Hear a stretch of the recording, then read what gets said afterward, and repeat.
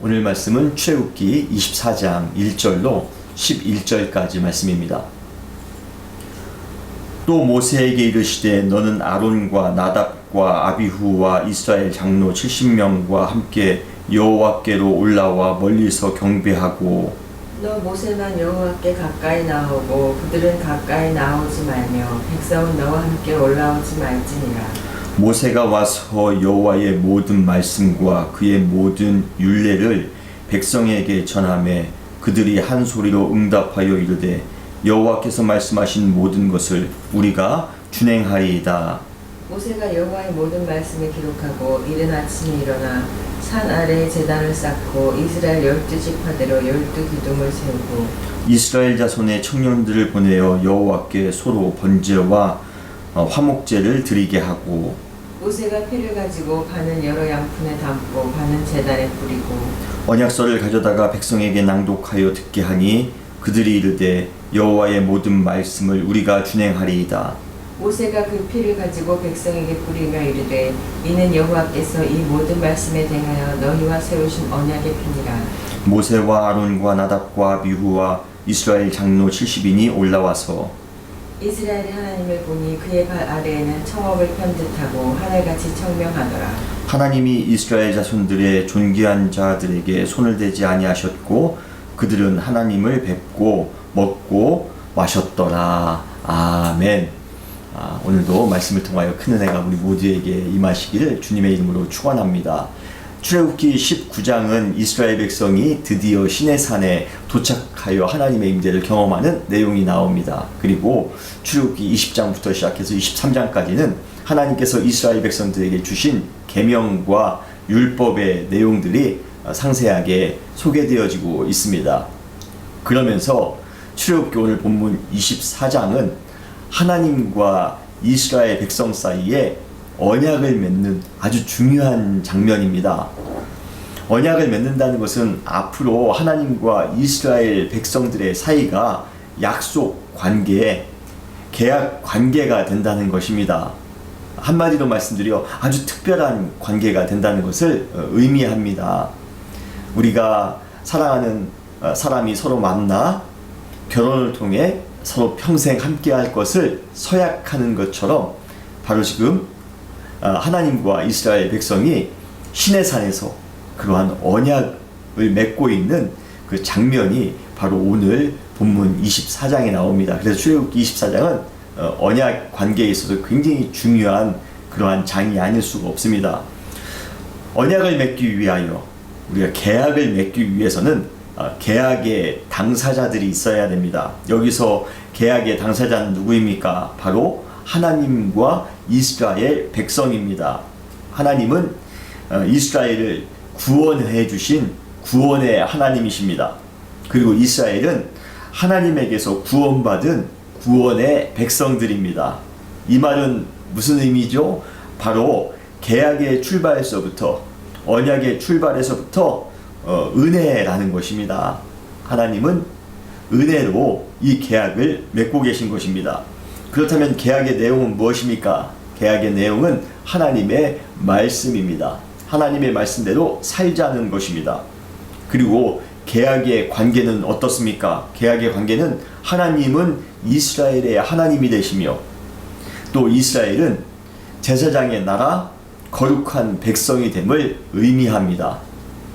여러분 오늘 그러한 내용을 우리가 함께 같이 더불어 상세하게 나누기를 원합니다. 하나님과 언약을 체결하는 날 모세는 하나님의 명령대로 아론과 나답과 아비후와 70명의 장로들과 함께 하나님께로 올라가 이제 예배를 드리며 시작을 합니다. 그 후에 하나님께서는 오직 모세만 하나님께로 더 가까이 나아오도록 명령하십니다. 24장 2절에 보면 너 모세만 하나님께 가까이 나아오고 그들은 가까이 나오지 말며 백성은 너와 함께 올라오지 말지어다 라고 말씀하고 있습니다. 이때 하나님께서 모세만 가까이 불러 어떠한 대화를 나누셨는지 오늘 본문에는 상세하게 나와 있지는 않습니다.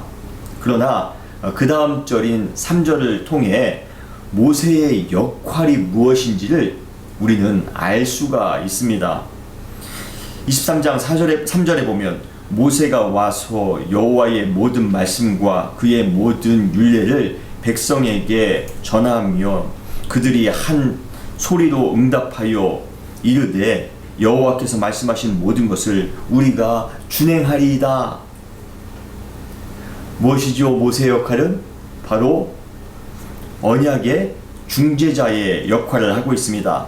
하나님의 말씀을 이스라엘 백성들에게 전하는 역할, 또 그에 따른 이스라엘 백성들의 반응을 하나님께 전하는 그 가운데의 중재자의 역할을 하고 있다는 것입니다. 여러분, 그렇지만 우리는 모세보다 더 큰 중재자를 한 분을 알고 있습니다. 누구죠? 바로 우리가 믿는 예수 그리스도이십니다. 그분은 이 땅 가운데 오셔서 하나님의 뜻이 무엇인지, 하나님의 말씀이 무엇인지를 우리에게 전해주셨습니다. 그리고 우리 역시 이스라엘 백성들이 하나님의 모든 말씀을 준행하기로 반응했던 것처럼 하나님의 말씀을 우리 시대에 감당하며 살겠습니다. 우리도 하나님의 말씀에 따라 살겠습니다. 다짐하는 그러한 삶을 살아가야 됩니다. 여러분, 예수 그리스도, 우리의 중재자 되신 그 예수 그리스도를 우리가 믿으신다면, 그분이 우리에게 말씀하신 그 말씀을 우리도 주님, 우리가 그 말씀대로 살겠습니다. 그 말씀대로 준행하며 살겠습니다. 고백하는 그러한 고백이 우리 가운데에도 있어야 됩니다. 오늘 한날 중재자 되신 주님께서 하나님의 말씀을 우리에게 주십니다. 주님, 오늘 우리가 그 말씀대로 온전히 순종하며 살겠습니다. 온전히 그 말씀대로 따라 순종하며 살겠습니다. 다짐할 수 있는 우리 모든 사랑하는 성도님들 되시기를 주님의 이름으로 축원합니다. 특별히 이스라엘 백성들은 모세가 전해준 말을 들었을 때 한 소리로 응답하여 라고 말씀하고 있습니다. 3절에 그들이 한 소리로 응답하여 이르되, 이 시대에 많은 사람들이 한 목소리로 부르짖는 그러한 슬로건들이 있습니다. 뭐죠? 돈이면 다 된다는 그러한 슬로건입니다. 아니면 권력이 있으면 가장 안전하다. 또는 절대적으로 나는 손해보며 살 수 없다. 인기가 많으면 행복하다. 세상에 수많은 사람들이 한 목소리로 그러한 내용들을 부르짖고 있습니다. 그러나 우리가 한 목소리를 내야 될 것은 절대로 그러한 유의 주장들이 아닙니다. 우리가 한 목소리로 우리가 부르짖으며 응답하며 나아가야 될 내용은 무엇입니까? 여호와께서 말씀하신 것을 그대로 준행하며 살겠습니다. 하나님의 뜻대로 살겠다는, 믿음 안에서 충성하며 살겠다는, 영적인 회복을 위하여 노력하며 살겠다는, 복음 증거를 위하여 헌신하며 살겠다는 그러한 한 목소리의 응답이 우리에게 있어야 됩니다. 우리 가정의 한 목소리는 무엇입니까? 우리 교회의 한 목소리는 무엇입니까? 이 시대의 한 목소리는 무엇입니까? 여러분들은 무슨 한 목소리로 응답하시며 살아가십니까? 사랑하는 성도 여러분, 여러분의 가정이, 우리 사랑하는 교회가, 이 시대가 한 목소리로 응답할 내용은 주님, 우리가 주님의 말씀에 온전히 준행하며 살겠습니다. 주님의 말씀 모든 것을 따라 살겠습니다. 순종하며 살겠습니다. 이것이 여러분의 가정, 우리 교회, 우리 시대에 우리의 반응이 되시기를 주님의 이름으로 축원합니다. 세상에 수많은 그러한 소리들이 있습니다만 여러분, 그 소리에 우리가 현혹되지 마시고, 세상 사람들은 자기의 목적을 위하여, 자기의 생각을 위하여 한 목소리를 냅니다. 자기가 높아지기 위하여, 잘 먹고 잘 살기 위하여 우리는 세상적인 한 목소리를 냅니다만, 그래도 우리 성도가 내야 될 한 목소리는 주님, 우리가 주님의 말씀대로 온전히 순종하며 살겠습니다. 이것이 바로 우리의 한 목소리가 되어야 됩니다. 지금 이스라엘 백성들이 하나님으로부터 말씀을 듣는 그 순간, 주님, 우리가 그 말씀대로 살겠습니다. 다짐하고 있는 것입니다. 하나님의 말씀에 이스라엘 백성들이 구두로 화답한 이후에 본격적인 언약 체결식이 거행됩니다. 여러 가지 순서가 있습니다. 첫 번째 순서는 무엇입니까? 먼저 모세가 언약의 내용, 즉 하나님의 말씀을 기록하고 있습니다.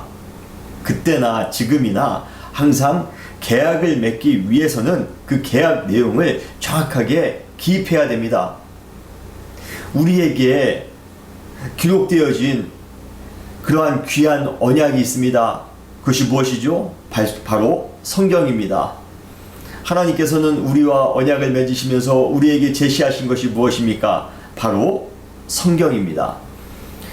우리는 성경의 내용을 지켜야 됩니다. 하나님의 말씀을 지켜야 됩니다. 하나님이 우리에게 언약의 내용으로 우리에게 하나님의 말씀을, 특별히 성경을 기록해서 주셨습니다. 두 번째 단계는 무엇이죠? 바로 제단을 쌓고 12지파의 수대로 12기둥을 세웠습니다. 이것은 하나님과 언약을 맺는 당사자가 누구인지 그것을 보여주고 있는 것입니다. 바로 12지파 이스라엘이 하나님과 계약을 맺는 당사자라는 것입니다. 여러분, 우리에게 있어서 계약의 당사자는 누구입니까? 바로 우리 자신입니다. 우리의 영혼입니다. 하나님과 언약을 맺는 우리 한 사람 한 사람이 되시기를 바랍니다. 세 번째는 무엇입니까? 바로 여호와께 소로 번제와 화목제를 드리는 장면이 나옵니다. 하나님과 이스라엘 백성 사이의 그 언약 관계는 사실 대등한 언약이 아니라 전혀 대등하지 않은 언약입니다. 쌍방의 어떤 일대일적인 그러한 언약이 아니라 전혀 일방적인 그러한 언약 관계를 맺고 있는 것입니다. 여러분 상상을 해보시기 바랍니다. 솔직히 거룩한 하나님과 죄 많은 우리 인간 사이의 그 언약은 사실상 불가능합니다. 어떻게 우리가 하나님과 죄 많은 우리가 언약을 맺을 수가 있겠습니까? 이것은 완전히 기울어진 그런 결혼과 마찬가지입니다. 왕족과 노예가 결혼하는 것이 불가능하죠. 마찬가지로 거룩하신 하나님, 만군의 하나님과 정말 피조물인 거기에도 또 거룩하지도 못합니다. 그리고 하나님과 원수되었던 그러한 존재입니다. 우리와 언약을 맺는다는 것, 이것은 불가능합니다. 그러나 그럼에도 불구하고 하나님께서 우리와 언약을 맺으시는 이 언약 관계가 가능한 이유는 무엇입니까? 바로 하나님의 일방적인 사랑과 하나님의 일방적인 은혜 때문에 가능한 줄 믿으시길 바랍니다. 우리는 하나님과 언약을 맺을 수 있는, 계약을 맺을 수 있는 그러한 관계가 될 수가 없습니다만, 하나님께서 그럼에도 불구하고 우리는 종 같은 인생이며 우리는 노예와 같은 그러한 삶입니다.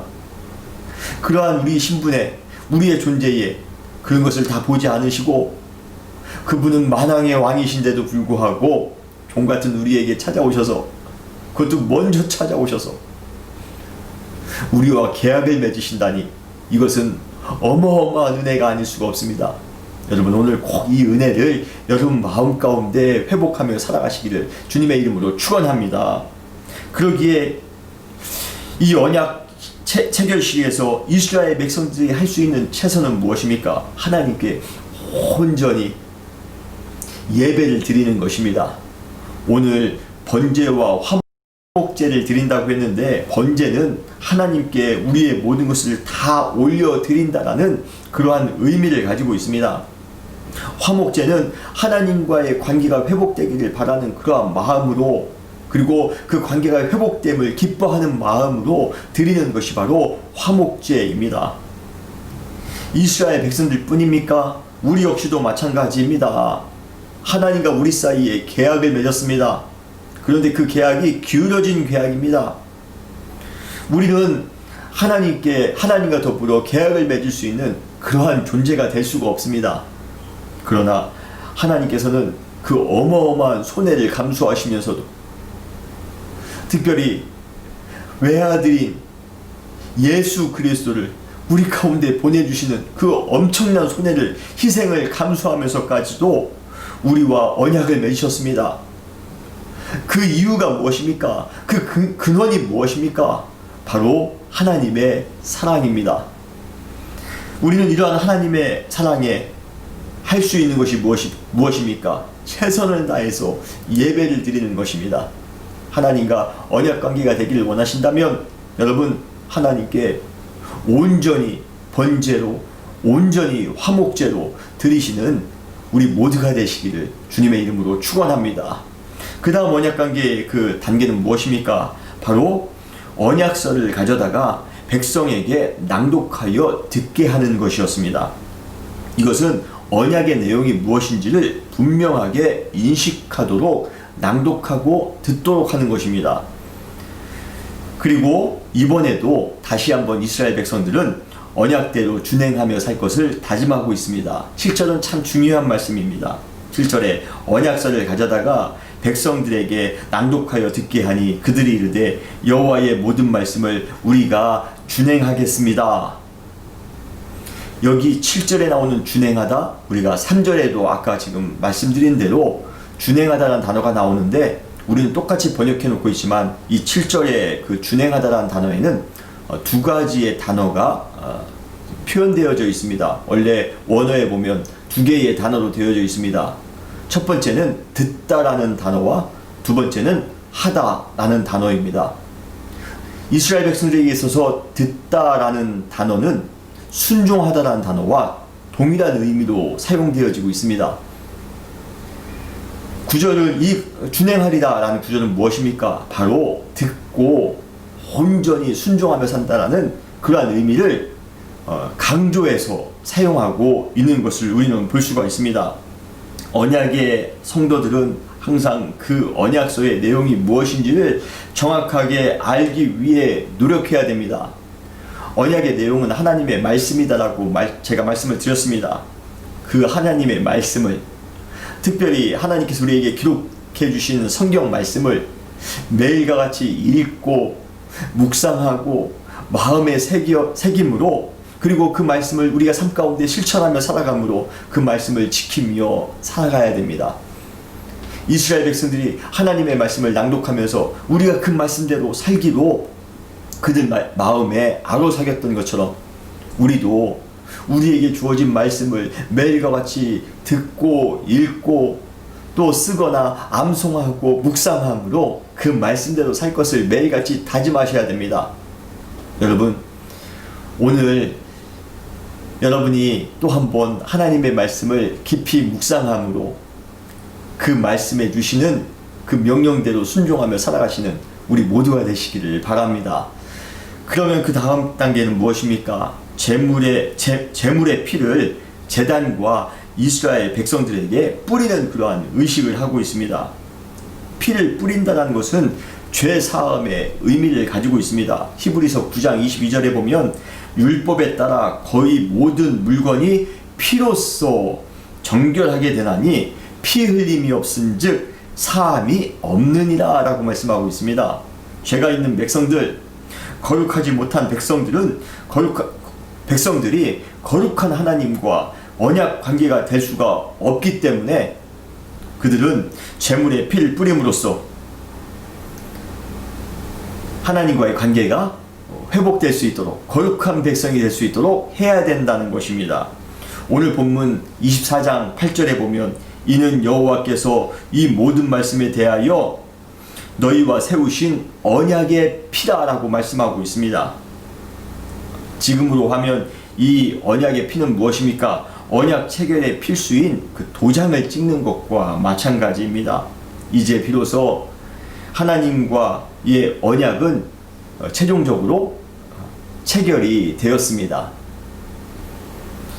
이제부터 하나님은 이스라엘의 하나님이 되신 것입니다.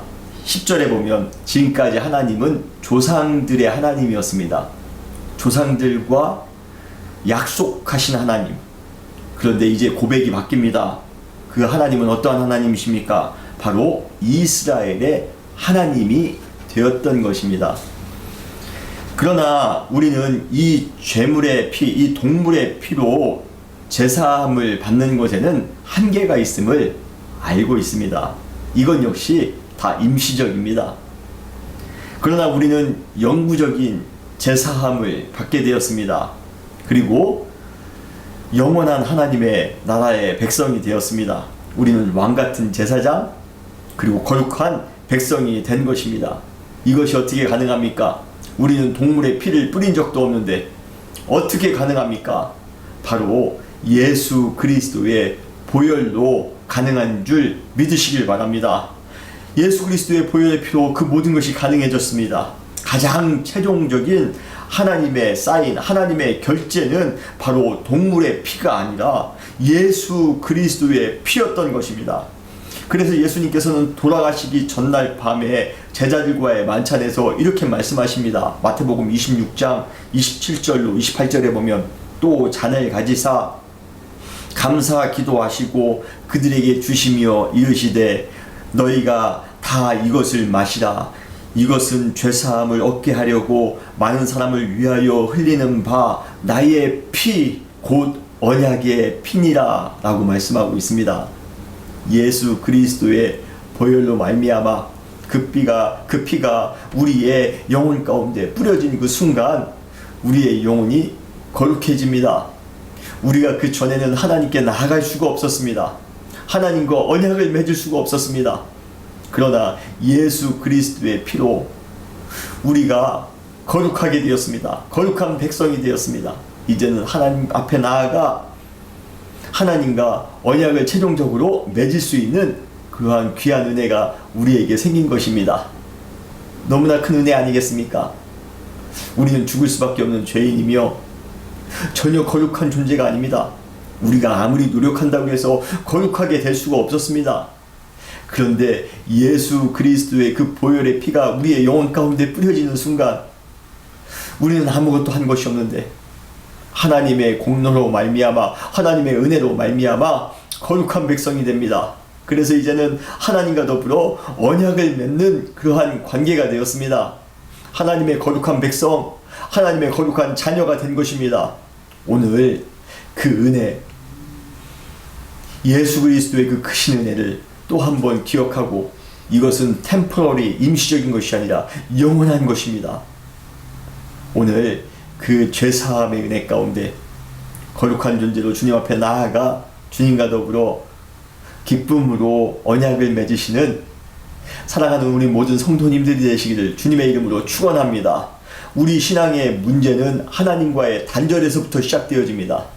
그러나 이제는 하나님께 나아가 그 관계를 온전케 할 수 있는 방법이 생긴 것입니다. 예수 그리스도의 은혜로 말미암아 그 모든 것들이 가능해졌습니다. 오늘 그 기쁜 은혜 가운데 살아가시기를 바랍니다. 은혜가 넘치는 곳에 무엇이 있습니까? 축제가 있습니다. 오늘 언약 체결의 마지막 단계가 무엇입니까? 바로 화평의 식사를 하는 것입니다. 오늘 제일 마지막 절에 보면 이 11절에 그들은 하나님을 뵙고 먹고 마셨더라 라고 말씀하고 있습니다. 화평과 축제의 상징입니다. 언약의 백성들에게 주어지는 축복의 자리입니다. 오늘 한날 주님과 더불어 언약을 맺으시고 그 안에서 기쁨과 감사함으로 먹고 마실 수 있는 귀한 날 되시기를 주님의 이름으로 축원합니다. 오늘도 주님께서 우리의 마음의 문을 두드리십니다. 누구든지 나와 더불어 이 문을 열고 나와 더불어 먹고 나와 더불어 마시자. 오늘 주님께서 이 언약의 식사를 언약의 축제의 시간을 우리에게 초대하셨습니다. 주님, 부족하지만 연약하지만 주님 은혜 의지하여 주님께 나아갑니다. 오늘 주님 앞에 나올 때 주님께서 우리를 위하여 상을 베푸시고 기름을 아주 차고 넘칠 만큼 부어주시며 우리가 또 한번 언약을 맺으실 것입니다.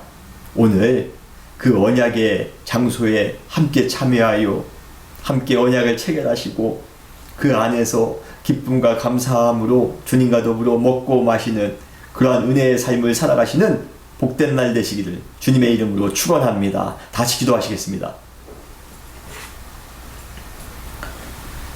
주님 감사합니다. 오늘도 저희에게 귀한 말씀 주심을 감사합니다.